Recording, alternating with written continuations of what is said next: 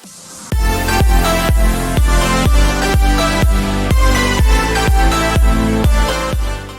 me get this recording. And welcome to Kicking It with Sensei. And today we're joined by Sensei John Atkins, or better known as the Geordie Ninja. You're very welcome, John. Yeah, more than welcome. Thank you. If you'd like to give the audience just a little bit of background into your martial arts. Well, I started off when I was younger.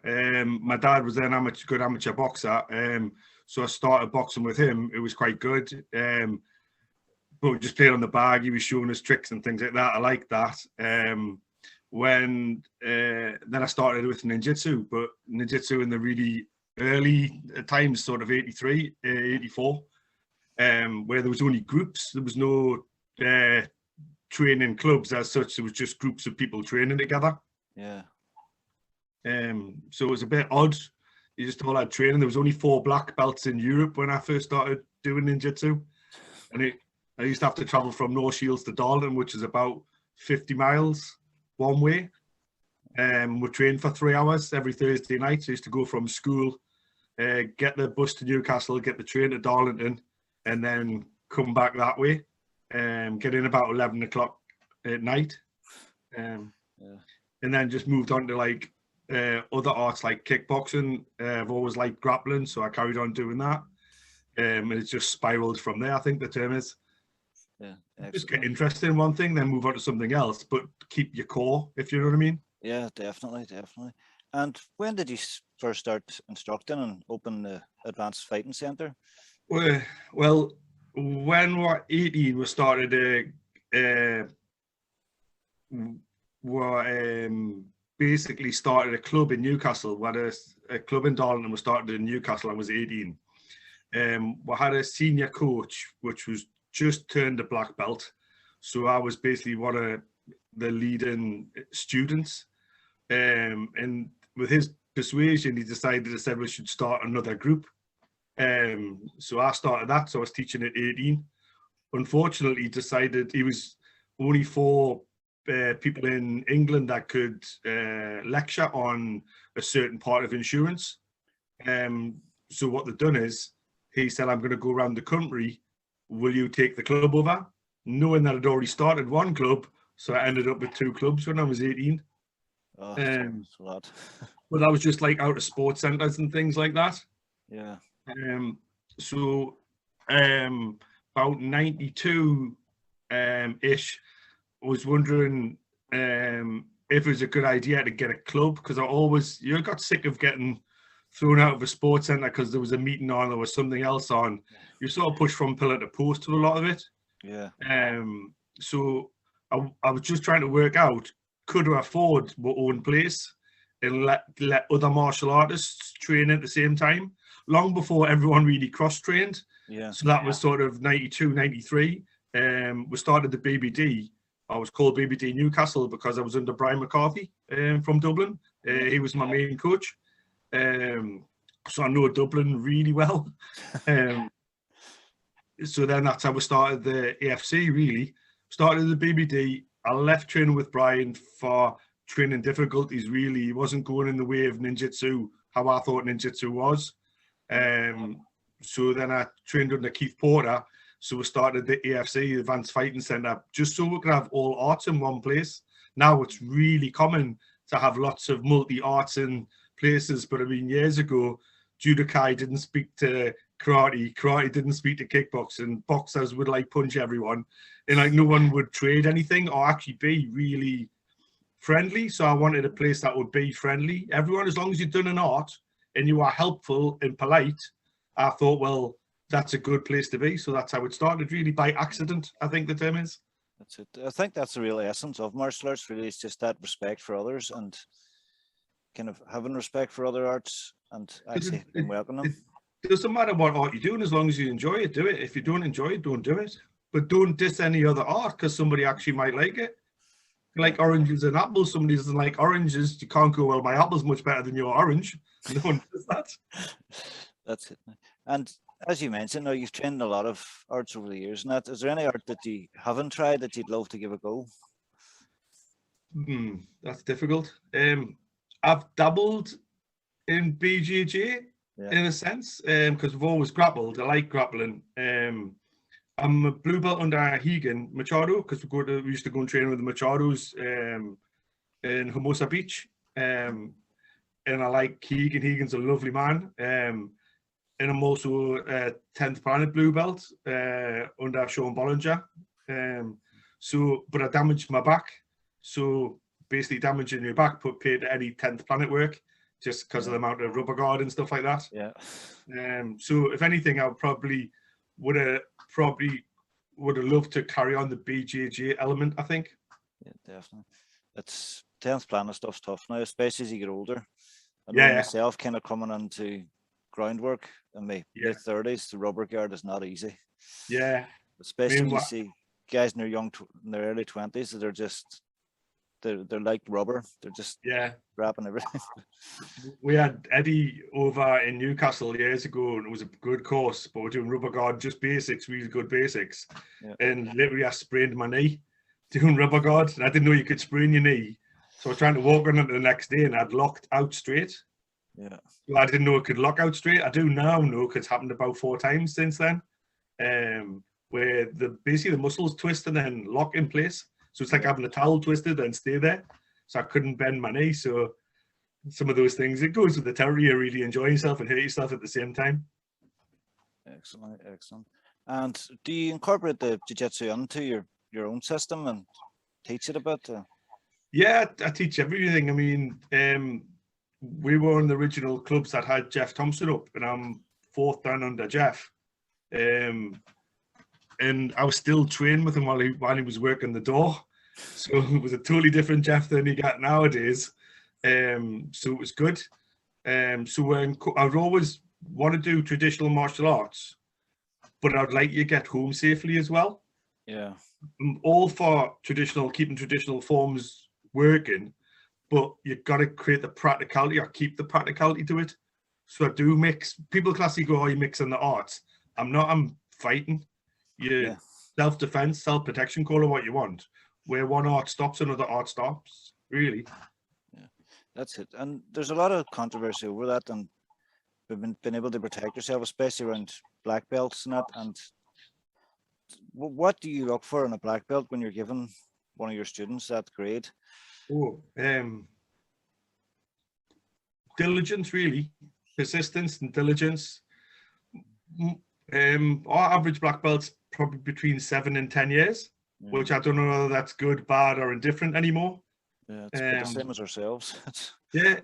So even when you get them, you still think you got a bit of polish there, we can play on that. But it's a good stepping stone for them in a sense. Yeah. But I don't give them out quite readily. They have to work for them.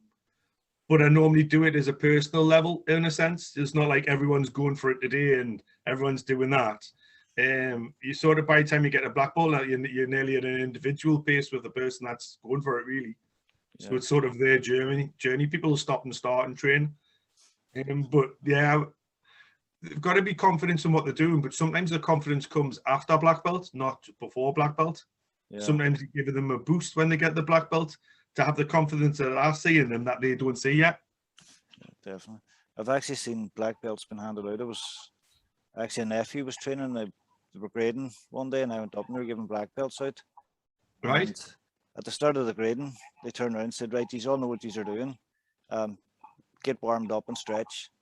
Yeah. I could see everyone looking at one another, not knowing what to do, and I thought, they can't even do a warm up. It's wow. Yeah, but it was unbelievable.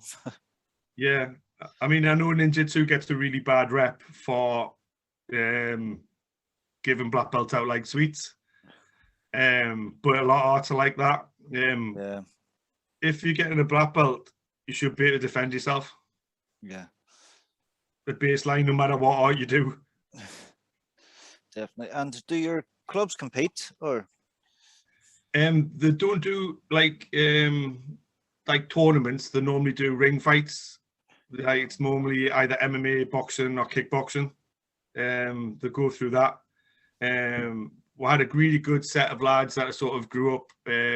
So we've had British middleweight MMA champion, British lightweight champion MMA, and quite a few boxing champions.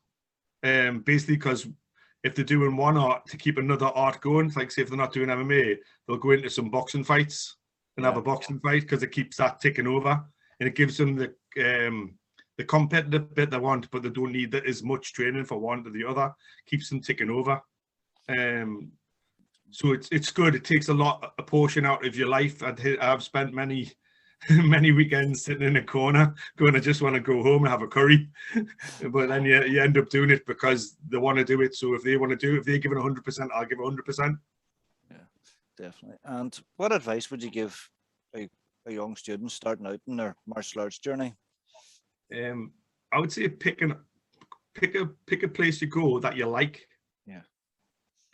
If it doesn't give you a good vibe, don't stay there. If you get there and they just try and beat you up, don't stay there. Like an example of a lot of boxing clubs, old school boxing clubs, will put you in the ring in the first day and basically beat you up. And the 2/3 that left that night are really the 2/3 that would actually be really quite good. Yeah. It's just it didn't give them any training, threw them in the deep end to see who would swim. People can learn how to swim in lots of different fashions. You don't have to beat them up to show them how to do it. Okay. So look at a club. How is it feeling? What's that atmosphere like? Is it enjoyable to train? It's got to be hard in a sense, but it can still be enjoyable and hard. Yeah. It doesn't have to be like given to you on a plate. You still have to work for it, but it can be an enjoyable way of looking at it. Yeah. Most of my coaches have been quite rough with us. Nearly everyone's damaged us in some form. But I sometimes don't teach in the way I got taught, because you sort of learn the opposite way, but you can still get exactly the same result. You just don't need to go some of the bad old way examples of getting to it.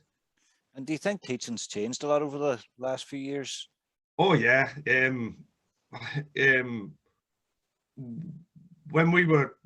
When you're learning, you couldn't get anything. We used to get magazines from America because I had Ninja written on it. And you'd read and scour the articles and stuff like that. And then videos came, and you were like, we would pirate videos because it came from Japan, and you would try to do 7 in a night because no one else had a video of Hatsumi. So you try and do that to it. I know it's frowned upon, but it's the only source that we have. Yeah. Now you can train online, you can do things online. The only problem is it's created, as Bruce Lee would class it, a classical mess. Yeah. People think they know better than everyone else that's probably been there before them, but because they've seen it on YouTube, that's more correct than yours are. Yeah. So I'll get people, I'll come in, I'll teach a technique, then they'll go away and went, oh, I saw that on YouTube, you must be doing it right. Oh, great, thanks for telling us. I mean, the 30 to 40, like nearly 40 years of training wasn't part of the thing I was doing correct. As long as YouTube said it was fine, I'm fine. Oh yeah, YouTube can be a curse too. I've had new students coming in and trying to fly an armbar. Oh yeah. The first lesson, and they've no idea the foundations of it, the tick and balance. No, they think you can just jump up and wrap the legs, and yeah, it's a lot of people don't want to do basics now. They want to do fancy, but the basic advanced is just basics added together, really. Yeah, definitely. And what's your view on YouTube and people learning from YouTube? And I know you've a channel yourself. And yeah, I reluctantly started a channel because basically somebody was going, "How do you do that?" I was like, and they went, "Can we video it?" I was like, "Oh, really?" As you can see on me, if you go to my YouTube channel or the Advanced Fighting YouTube channel, you see a very disgruntled person showing how to do a sword kata, so stances. And that's me, because they made us do it forward and sideways, and I hated every moment of it because I was just thinking this is a waste of energy. But then people now use them as reference, which is good. So as a reference point, it's really good, as long as you vet your reference point. Yeah. Don't just take somebody's word for the movement. So I have found that it is good as a training log and a help, but it still can't replace being in a physical presence. Definitely. I know myself, I've actually used your channel as amongst many others. Oh, cool. We've been going to a club, and I've thought I want a nice wee combination tonight. Yeah. Kind of teach, and I've done and picked up wee bits and pieces. But I think it's great as that point of reference, like when you are looking for something different and something new to kind of play with. I mean, Saturday nights I'll sit on YouTube a lot, and I'll watch Raymond Decker I watch Bill Wallace. I watch Benny the Jet.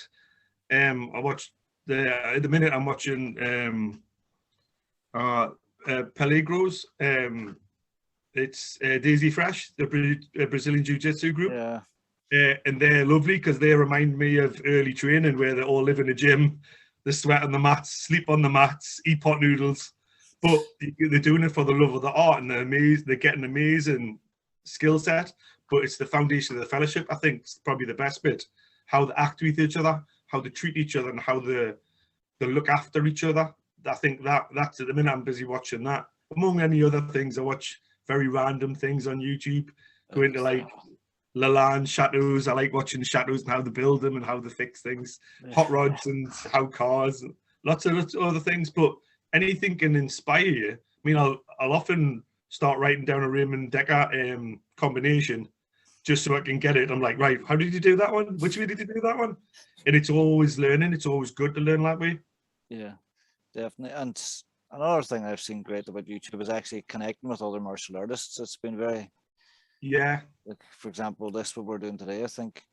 Yeah. When I started out, it's lovely. It's a bit like Facebook in a sense. Sometimes people diss Facebook, but I can talk to people from all over the world and get feedback and chat to them.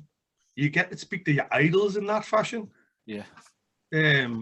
So I mean, I like that. It's a nice thing to do. Can be abused, but anything can be. So in this case, I like it for what it is and how it's projected. You just got to get used to the trolls. Yeah. Really. Take no notice of them. Well, I've been lucky enough now with that. But anyway, where would you like to see your ninjutsu go in the next 5 years or so? That's a difficult one, really. At the moment, Hatsumi's just retired, so he's give out the soakiship to 9 of the 9 schools to other people. So you're sort of gyrating to who you like training with, which is a good thing, but a very odd thing to be, because you were used to going to see Hatsumi, going to train in Japan, or seeing him coming to Europe. He stopped coming to Europe a couple of years ago. Yeah. I would follow him around Europe training. Brian McCarthy had him in Dublin 1997.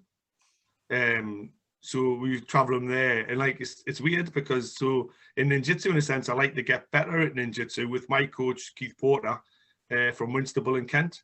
He's an amazing technician. Just with COVID, we normally go down and see him. I haven't been able to see him for about 3 years, so it's difficult. So in that way, I just want the club to move forward with it. And I want to see how it goes. I don't know how it's going to go, to be quite honest. Yeah. Excellent. And I know ninjutsu's famous for weapons, really. It's from the ninja stars and swords. Yeah. But have you got a favorite weapon to practice with? I like all weapons in a sense, because you should be able to use all of them. I do like sword. I've had a sword since I was about 12, a live blade. So I do like using swords very, it's like a moving Zen exercise. I can't be a moving Zen exercise. Yeah. I give angry people swords, because it's not the drawing and the cutting, it's the putting the thing away without stabbing yourself. It's quite difficult. So they've got to learn to calm down with a sword. Yeah, I think sword would be, if the choices would be sword. It's one of my favorites too, even though I've nearly lost a finger a few times. But you and everyone else. But and finally, how can people find you online, John, and get in contact? You can go through Facebook, go through Advanced Fighting Centre, Newcastle, or go through Advanced Fighting Centre on YouTube. Just drop us a DM, drop us a message. Also on Instagram as well, Advanced Fighting Centre. We try to do it so everything's all set in the same way rather than jungle things. But no, everyone's more than welcome to come training. We're always quite open to anyone visiting, like because we've been right in the centre of Newcastle for years. We've had lots of different styles of visitors. We had BJ Penn training for his fight in Newcastle, and he asked if he could use the centre. I was like, of course you can. So he had to do it in secret, so I wasn't allowed to tell anyone while he was training there. So it was a bit of a secret, but in that sense, you get meet as many people as you can, and we're I'm all open to any arts to come in. Anybody's welcome. Anytime anyone's round in Newcastle, drop us a line. We'll even meet up with you. You can have a beer. You can come training. That's fine by me. Excellent. Excellent. And thank you very much, John, for coming on today. It was a pleasure speaking with you. No, and you know it, no worries.